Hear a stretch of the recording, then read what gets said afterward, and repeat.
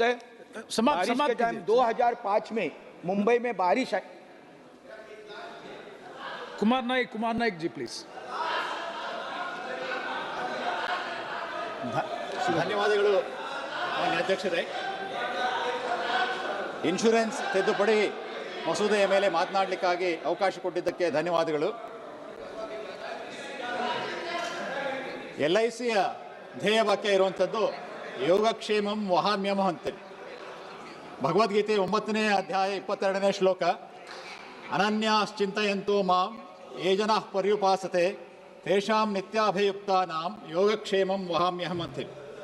ನಿಮ್ಮೆಲ್ಲರ ಯೋಗಕ್ಷೇಮವನ್ನು ನಾನು ನೋಡ್ಕೊಳ್ತೀನಿ ಅಂತ ಹೇಳುವಂಥ ಧೈರ್ಯವನ್ನು LIC ತೋರಿಸಬೇಕಾದ್ರೆ ಮುಖ್ಯವಾದಂಥ ಕಾರಣ ಅಂತ ಹೇಳಿದರೆ, ಈ ಒಂದು ಸಂಸ್ಥೆಯನ್ನು ನಡೆಸುವಂಥದ್ದು ಸರ್ಕಾರ, ಜನರಿಂದ ಚುನಾಯಿತರಾದಂಥ ಒಂದು ಸರ್ಕಾರ, ಅದರ ಅಂಗಸಂಸ್ಥೆ LIC ನಡೆಸ್ತಾ ಇರೋದ್ರಿಂದ ಅದು ಅಷ್ಟು ಅಭಯವನ್ನು ಜನರಿಗೆ ಕೊಡಲಿಕ್ಕೆ ಅದು ಸಶಕ್ತವಾಗಿದೆ ಅಂತ ಹೇಳಬಹುದು.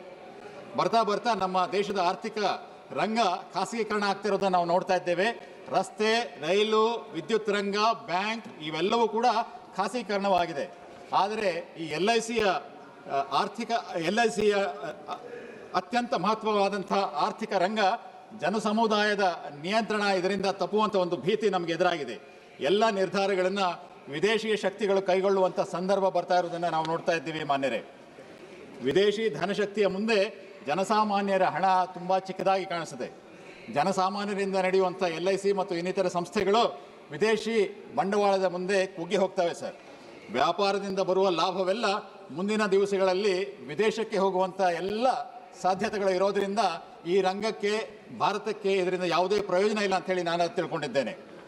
ಈಗ ಕೊಡ್ತಾ ಇರುವಂಥ ಕಾರಣ ಸರ್ಕಾರದವ್ರು ಏನು ಅಂತ ಹೇಳಿದರೆ, ಈ ಎಲ್ಲ ನಮಗೆ ಬಂಡವಾಳ ನಮಗೆ ಈ ಒಂದು ಕ್ಷೇತ್ರಕ್ಕೆ ಬೇಕಾಗಿದೆ ಅಂಥೇಳಿ 74% ಅವಕಾಶ ಮಾಡಿಕೊಟ್ಟಿರುವಂಥ ಕಂಪನಿಗಳಲ್ಲೂ ಸಹ ಬಂಡವಾಳ ಪೂರ್ತಿಯಾಗಿ ಅದನ್ನು ಬಳಸ್ಕೊಳ್ಳಲಾಗಿಲ್ಲ ಎನ್ನುವ ಅಂಶವನ್ನು ತಿಳಿದುಕೊಂಡ ಮೇಲೆ ನಾವು ಈ ಒಂದು ಕಾರಣ ಯಾವ ರೀತಿ ಸರಿಯಾಗಿಲ್ಲ ಅನ್ನೋದು ನಮಗೆ ಗೊತ್ತಾಗ್ತದೆ ಸರ್. ಸಾಮಾಜಿಕ ಕರ್ತವ್ಯದಿಂದ ವಿಮುಖವಾಗದಂಥದ್ದು ಮತ್ತು ಲಾಭವನ್ನು ಗರಿಷ್ಠ ಮಾರ್ಗದಲ್ಲಿ ಗಳಿಸುವಂಥದ್ದೇ ನಮ್ಮ ಈ ಬರುತ್ತಿರುವಂಥ ಒಂದು ಈ ಮಸೂದೆಯ ಫಲ ಆಗ್ತದೆ ಅಂಥೇಳಿ ನಾನು ತಿಳ್ಕೊಂಡಿದ್ದೇನೆ ಮಾನ್ಯ ಅಧ್ಯಕ್ಷರೇ. ಗ್ರಾಮೀಣ ಜನರು, ಬಡ ಜನರು, ಕೂಲಿಕಾರರು, ಚಿಕ್ಕ ವ್ಯಾಪಾರಿಗಳು ಇವರಿಗೆ ಭದ್ರತೆ ವಹಿಸಲು ಆ ಕಂಪನಿಗಳು ಸರ್ವಥಾ ಆಸಕ್ತಿ ತೋರಿಸುವುದೇ ಇಲ್ಲ. ತೋಳ ಬಂತು ತೋಳ ಎನ್ನುವ ಫಿಯರ್ ಮಾಂಗರಿಂಗ್ ಕೆಲಸವನ್ನು ನಾನು ಮಾಡ್ತಾ ಇಲ್ಲ ಸರ್. ಇನ್ಶೂರೆನ್ಸ್ ರಕ್ಷಣೆ ಇಲ್ಲದಿರುವುದು ಮತ್ತು ಹಲವಾರು ಲಾಭದಾಯಕವಲ್ಲದ ರಂಗಗಳಿಂದ ಇನ್ಶೂರೆನ್ಸ್ ವಿಮುಖವಾಗುವುದು ನಾವು ಎದುರಿಸಬೇಕಾದಂಥ ಪರಿಸ್ಥಿತಿ ಅಂತ ಹೇಳಿ ನಾನಾದರೂ ನಂಬಿಕೊಂಡಿದ್ದೇನೆ. ಇಂತಹ ಇನ್ಶೂರೆನ್ಸ್ ವ್ಯವಸ್ಥೆ ಇತ್ತು ಅಂತ ಹೇಳಿದರೆ ಆರ್ಥಿಕ ವಿಷಮ ಪರಿಸ್ಥಿತಿ ಬಂದಾಗ, ದುರ್ಘಟನೆಗಳು ನಡೆದಾಗ, ಆರೋಗ್ಯದಲ್ಲಿ ವೈಪರೀತ್ಯ ಉಂಟಾದಾಗ ಎಂತಹ ಪರಿಸ್ಥಿತಿ ಬರ್ತದೆ ಅಂತ ಹೇಳಿದರೆ ಅದನ್ನು ಊಹಿಸಿಕೊಳ್ಳಿಕ್ಕೂ ಸಾಧ್ಯವಾಗಲಿಕ್ಕಿಲ್ಲ ಸರ್. ಅಪಾಯದಿಂದ ಪಾರಾಗಲು ಜನ ತಮ್ಮ ಮನೆ, ಮಠ ಮಾರಿಕೊಳ್ಳುವಂಥ ಒಂದು ಪರಿಸ್ಥಿತಿ ಸರ್ವೇ ಸಾಮಾನ್ಯ ಆಗ್ತದೆ ಅಂತ ಹೇಳಿ ನಾನು ಹೇಳ್ತಾ ಇದ್ದೇನೆ. ಅದರ ಬಗ್ಗೆ ಸಂಶಯವೇ ಬೇಡ. ಸರ್ಕಾರದ ಇತರ ಯೋಜನೆಗಳ ಅನುಭವವನ್ನು ನಾವು ಈಗ ನೋಡಬೇಕಾಗ್ತದೆ ಸರ್. ಮಧ್ಯಮ ವರ್ಗಕ್ಕೆ ಸ್ವಲ್ಪ ಸಹಾಯ ಆಗಿರಬಹುದು. ಯಾವುದರಿಂದ? ಆಯುಷ್ಮಾನ್ ಭಾರತ್, ಪ್ರಧಾನಮಂತ್ರಿ ಜನ ಆರೋಗ್ಯ ಯೋಜನೆಯ ಇತ್ಯಾದಿ ಯೋಜನೆಗಳಿಂದ ಹೆಚ್ಚಿನ ಸಂಖ್ಯೆಯ ಬಡ ಅಸಹಾಯಕ ಜನರ ಮೇಲೆ ಕೆಟ್ಟ ಪರಿಣಾಮ ಆಗಿರುವುದನ್ನು ನಾವು ಈಗಲೂ ಕೂಡ ಗಮನಿಸ್ತಾ ಇದ್ದೇವೆ. ಖಾಸಗಿ ಆಸ್ಪತ್ರೆಗಳ ನಡವಳಿಕೆಯನ್ನು ತಾವು ಗಮನಿಸಬೇಕು. ಅಸಹಕಾರದ ಧೋರಣೆ ಎಲ್ಲರಿಗೂ ಗೊತ್ತಿರುವಂಥ ವಿಷಯ. ಆಸ್ಪತ್ರೆಯಲ್ಲಿ ರೋಗಿಗಳನ್ನು ದಾಖಲೆ ಮಾಡಲು ನಿರಾಕರಿಸುವುದು, ನಗದು ರಹಿತವಾಗಿ ಟ್ರೀಟ್ಮೆಂಟ್ ಕೊಡಲು ನಿರಾಕರಿಸುವುದು, ಕೇವಲ ಲಾಭದಾಯಕ ಪ್ರೊಸೀಜರ್ಗಳನ್ನ ಮಾತ್ರ ತೆಗೆದುಕೊಳ್ಳುವಂಥದ್ದು, ಬಿಲ್ ಪೆಂಡಿಂಗ್ ಅಂತ ಹೇಳಿ ಸ್ಕೀಮ್ನಿಂದಲೇ ಹೊರಗೆ ಉಳಿಯುವಂಥ ಕೆಲಸವನ್ನು ಈಗಾಗಲೇ ಅವರು ಮಾಡ್ತಾ ಇದ್ದಾರೆ ಸರ್.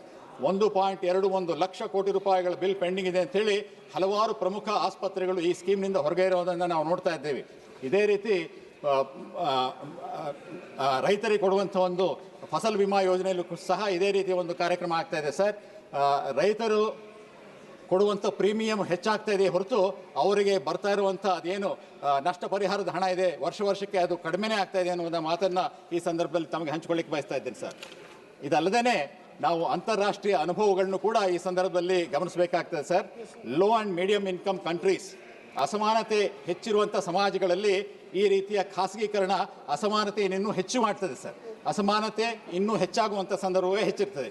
ಈ ಸಂದರ್ಭದಲ್ಲಿ ಇದಕ್ಕೆ ಸರ್ಕಾರ ಕೊಡ್ತಾ ಇರುವಂಥ ಉತ್ತರ ಏನು ಅಂತ ಹೇಳಿದರೆ, ಎಲ್ಲವನ್ನ ನಾವು ಇನ್ಶೂರೆನ್ಸ್ ರೆಗ್ಯುಲೇಟರ್ ನೋಡ್ಕೊಳ್ತಾರೆ ಅಂಥೇಳಿ. ಸರ್, ಈ ಇನ್ಶೂರೆನ್ಸ್ ರೆಗ್ಯುಲೇಟರ್ ಯಾರು ಸರ್? ಅವ್ರು ಯಾವೊಬ್ಬ ಅಧಿಕಾರಿಯನ್ನು ಅವ್ರು ನೇಮಿಸಿರ್ತಾ ಇದ್ದಾರೆ. ಜನರಿಂದ ಆಯ್ಕೆ ಆದವರಲ್ಲ. ತಮ್ಮ ಕುರ್ಚಿ ಹೋಗುವಂಥ ಭಯ ಅವರಿಗಿಲ್ಲ. ಆಮಿಷಕ್ಕೆ ಒಳಗಾಗುವಂಥ ಎಲ್ಲ ಸಾಧ್ಯತೆಗಳು ಇದ್ದಾವೆ ಸರ್.